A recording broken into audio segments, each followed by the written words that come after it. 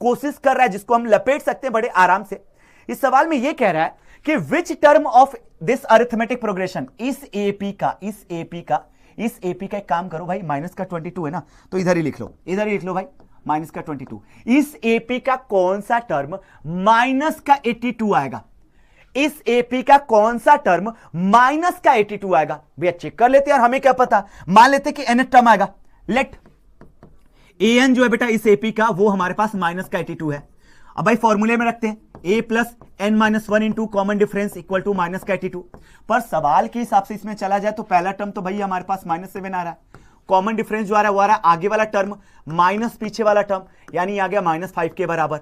अब भाई ये दो वैल्यू आ चुकी है तो गेम सेट है। चलो भाई रख लेते, a की value -7, n minus 1 into D की वैल्यू -5, ये आ जाएगा बेटा -82 के बराबर। थोड़ा सॉल्व कर लेते, -7 माइनस का 5n प्लस का 5 इक्वल टू माइनस का 82। इन दोनों को सॉल्व करूंगा, माइनस का 2 माइनस का 5n बराबर माइनस का 82। 5n को इधर भेजो, 82 को इधर भेजो, तो 82 माइनस 2 80 के बराबर, और ये हो जाएगा 5n। तो n की वैल्यू आ जाएगी 80/5। भैया 5 1 जा 5 होता है, 3 बचा 5 6 जा, तो भाई n की वैल्यू कितने लोगों के आने लगा है भाई? जो आ रहा है 16 के बराबर। इस एपी का 16th नंबर का जो टर्म होगा वो आ जाएगा, इस एपी का 16th नंबर का जो टर्म होगा वो आ जाएगा -82 के बराबर। क्वेश्चन का दूसरा पार्ट और कुछ कह रहा है भाई इस सवाल में ना दो पार्ट है, इस सवाल के दो पार्ट है। पहला पार्ट कह रहा है कि कौन सा टर्म -82 के बराबर होगा, कैलकुलेट हो चुका है। फिर कह रहा है कि इस एपी का क्या कोई टर्म -100 के बराबर हो सकता है? क्या लग रहा है बेटा आप लोगों को, बताओ हाँ या ना। अगर किसी ने निकाला हो तो प्लीज कंफर्म करिए कि इस एपी का क्या कोई भी टर्म -100 के बराबर हो सकता है, हाँ या ना। भैया नहीं पता, मान लेते कि अगेन एनवा जो टर्म है वो 100 के बराबर हो सकता था।